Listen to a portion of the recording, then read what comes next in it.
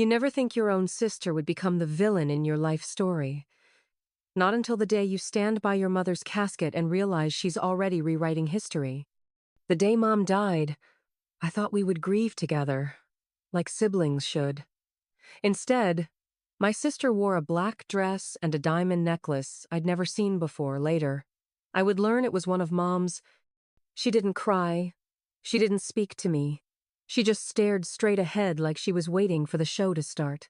And the show did start, just not the kind I expected. After the funeral, things moved fast. Too fast.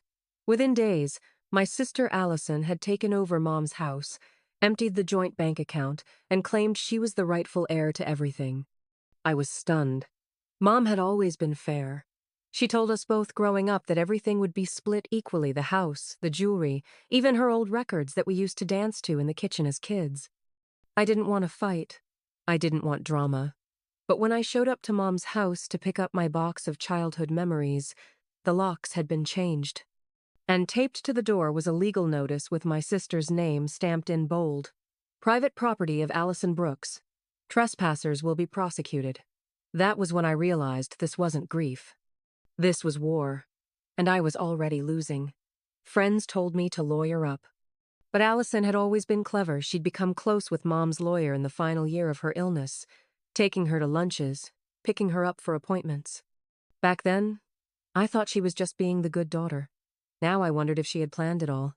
The real kicker came a week later when I received a certified letter. Mom's will had been changed. Everything, the house, the savings, the antique collection, had been left to my sister. I was left with nothing. Not a dollar, not a photograph, nothing. But there was something my sister didn't know. A single detail she had overlooked in her rush to secure everything. Because I had something she never suspected. A voice recording.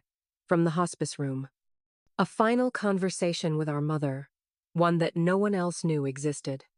And in that recording, our mother spoke clearly, deliberately, naming both of us as equal heirs and, more importantly, warning that she feared Allison had been manipulating her in her final days.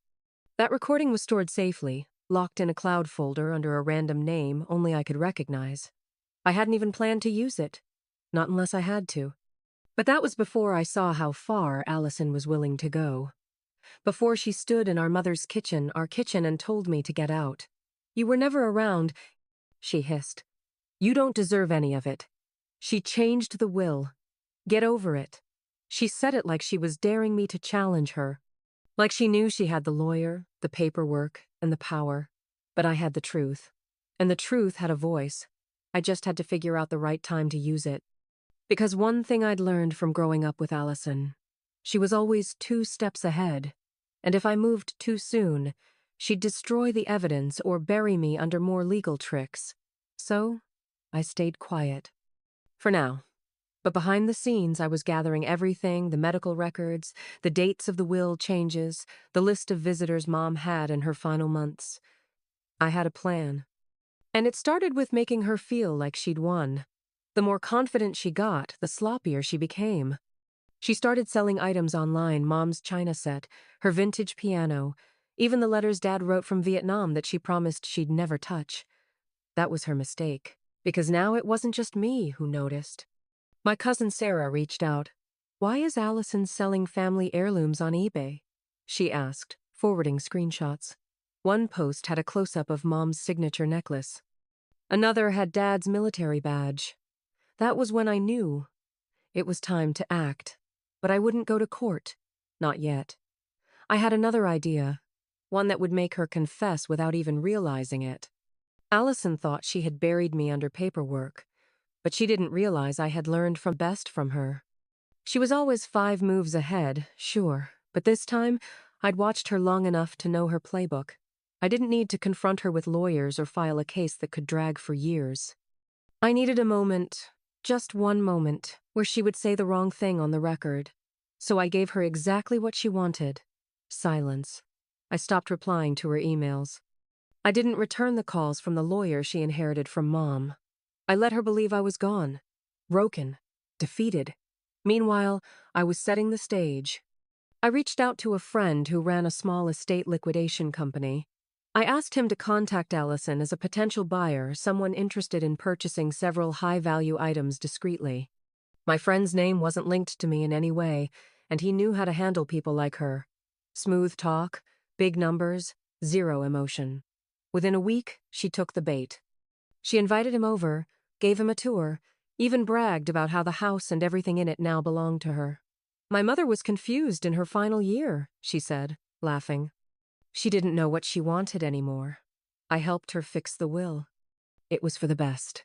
My friend, of course, had a small recording device running the entire time, a legal gray area, but I wasn't planning on taking it to court just yet. This was for insurance. A backup, because I still had the real weapon, Mom's final recording, but I wasn't going to use it yet. First, I needed Allison to dig her own hole deeper. I decided to visit her, just once. I showed up unexpectedly on a Saturday morning. She answered the door in silk pajamas, coffee in hand, with that same cold smirk she always used when she thought she'd won something. "What do you want?" she said, not moving from the doorway. "Just to see the house one last time," I said quietly. "Before you sell everything." She rolled her eyes. "You're lucky I don't call the cops, but fine, 5 minutes." She let me in. The house felt like a showroom. Not a single trace of our mother's warmth remained. The family photos were gone. The cozy mess of her kitchen, the old couch she refused to replace, the creaky bookshelf full of mystery novels all replaced by modern, soulless furniture and fake art. But I didn't flinch. I walked to the mantel, pretending to admire a silver clock. "Funny," I said softly. "She told me she wanted me to have that." Allison scoffed. "She told you a lot of things, didn't she? Funny how none of it made it into the will." I turned to her. "You're right. That's why I recorded it." That was the moment. Her face pale, lips parted, eyes frozen. Then, a shaky laugh. "You're bluffing." "Am I?" I tilted my head. "You sure you want to find out?" She crossed her arms, trying to recover. "Even if you did, it's meaningless. The will is legal." "Maybe," I said, walking toward the door. "But public opinion isn't. And once our relatives, our cousins, our mother's friends hear what she really said, I wonder if they'll still be bidding on your eBay listings." That hit her. She knew I was right. Her entire scheme depended on quiet. No waves, no whispers. Just smooth sailing as she emptied every piece of our mother's life into her bank account. "What do you want?" she asked finally, voice tight. I paused. This was the real beginning. "I want the original will reinstated," I said. 50-50, like Mom wanted. No tricks, no games. She laughed again, but it was forced. "You'd never win in court." "I don't have to," I replied. "I just have to play that recording at the memorial next weekend, right in front of everyone." Her eyes flickered. "You wouldn't." "I will," I said calmly. "Unless you agree, right now, to undo everything." Silence stretched between us like a noose tightening. And then, for the first time, she looked afraid. Not because of lawyers or judges, but because someone finally had power over her, and worse, someone who knew how to use it. She didn't answer that day, but she didn't slam the door either. That was enough, because it meant she was cracking. And all I had to do now was give her one final push. The memorial was held on a cloudy Sunday afternoon, exactly 1 month after Mom's funeral. Most people thought it was just a formality, a few words, a few tears, and maybe a polite lunch. But for me, it was the stage. The moment everything would change, Allison arrived in full performance mode. She wore black lace, carried Mom's old purse, the one she never let anyone else touch, and even brought fresh roses, carefully chosen for photos. I watched her from a distance as she greeted the guests like a grieving daughter, smiling just enough to look tragic but composed. She had no idea that this would be the last time she played that role. I had sent the invitation myself, with Mom's oldest friends, neighbors, and cousins in attendance, people who knew her voice well, who would recognize every nuance. My laptop was already connected to the venue's speaker system. The audio file was queued. I just had to press play. But before I did, I gave a short speech. I stood up in front of the crowd with shaking hands, but my voice was steady.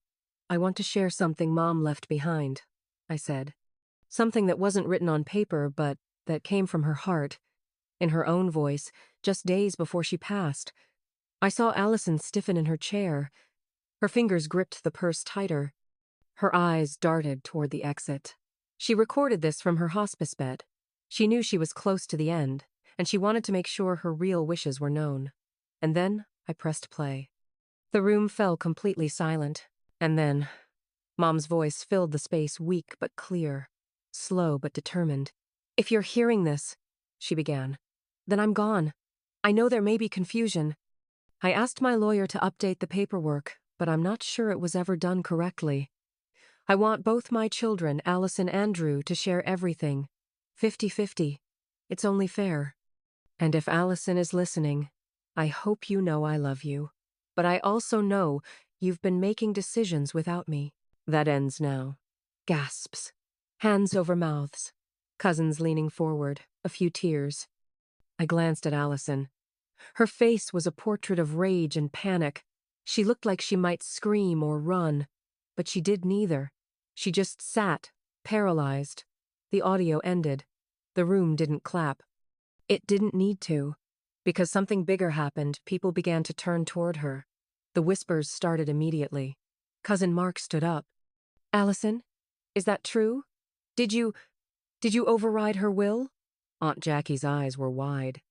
"You told us the lawyer confirmed she left it all to you. But that sounded like Mom." That was her voice. Allison stood up fast. "It's fake. It's edited. He's lying." "Then sue me," I said, calm as a lake. "I'll gladly take it to court. I have witnesses. I have metadata. The recording is time-stamped, geotagged, and backed up 6 ways. Go ahead. Call it fake," she faltered. She didn't have an answer. And then the final blow came.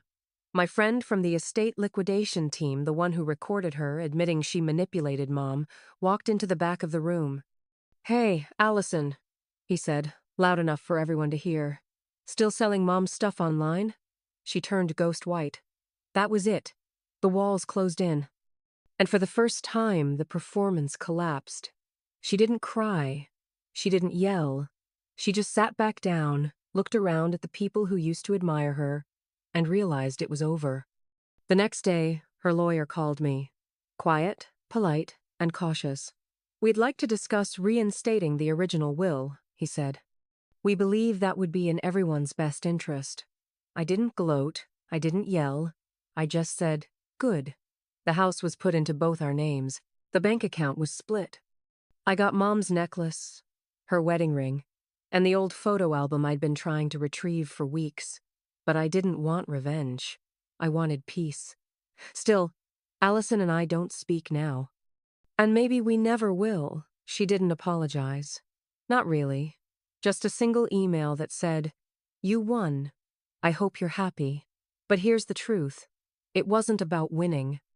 It was about telling the truth when no one else would. It was about honoring the woman who raised me, who deserved to be remembered the right way. And in the end, my mother's voice, not a lawyer, not a signature, was what saved everything. Because even in death, she was still the only one brave enough to speak.